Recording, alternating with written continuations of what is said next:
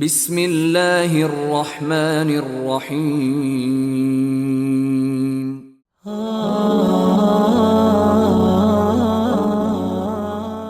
حضرت ابو ہریرہ رضی اللہ تعالی عنہ سے روایت ہے،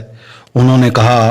ہم رسول اللہ صلی اللہ علیہ وآلہ وسلم کے ساتھ جنگ حنین میں شریک ہوئے تو آپ صلی اللہ علیہ وآلہ وسلم نے ایک آدمی کے بارے میں جسے مسلمان کہا جاتا تھا فرمایا یہ جہنمیوں میں سے ہے۔ جب ہم لڑائی میں گئے تو اس آدمی نے بڑی زوردار جنگ لڑی جس کی وجہ سے اسے زخم لگ گئے۔ اس پر آپ صلی اللہ علیہ وآلہ وسلم کی خدمت میں عرض کی گئی، اے اللہ کے رسول، وہ آدمی جس کے بارے میں آپ صلی اللہ علیہ وآلہ وسلم نے ابھی فرمایا تھا وہ جہنمیوں میں سے ہے، اس نے تو آج بڑی شدید جنگ لڑی ہے اور وہ مر چکا ہے۔ تو رسول اللہ صلی اللہ علیہ وآلہ وسلم نے فرمایا آگ کی طرف جائے گا۔ بعض مسلمان آپ صلی اللہ علیہ وآلہ وسلم کے اس فرمان کے بارے میں شک و شبہ میں مبتلا ہونے لگے کہ ایسا جان نثار کیسے دوزخی ہو سکتا ہے۔ لوگ اسی حالت میں تھے کہ بتایا گیا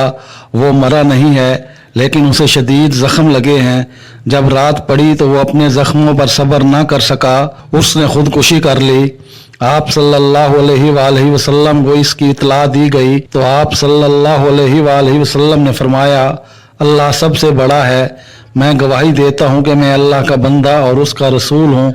پھر آپ صلی اللہ علیہ وآلہ وسلم نے بلال رضی اللہ تعالی عنہ کو حکم دیا تو انہوں نے لوگوں میں اعلان کیا یقیناً اس جان کے سوا کوئی جنت میں داخل نہ ہوگا جو اسلام پر ہے، اور بلا شبہ اللہ برے لوگوں سے بھی اس دین کی تائید کراتا ہے۔ حضرت ابو ہریرہ رضی اللہ تعالی عنہ سے روایت ہے، انہوں نے کہا کہ رسول اللہ صلی اللہ علیہ وآلہ وسلم نے فرمایا تم جنت میں داخل نہیں ہوگے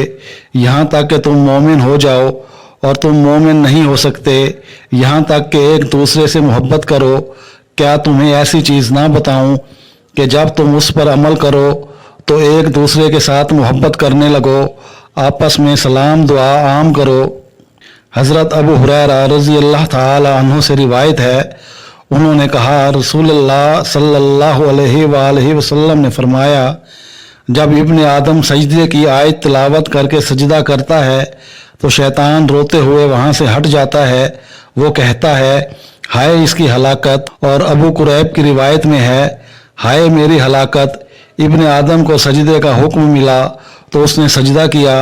اس پر اسے جنت مل گئی، اور مجھے سجدے کا حکم ملا تو میں نے انکار کیا سو میرے لیے آگ ہے۔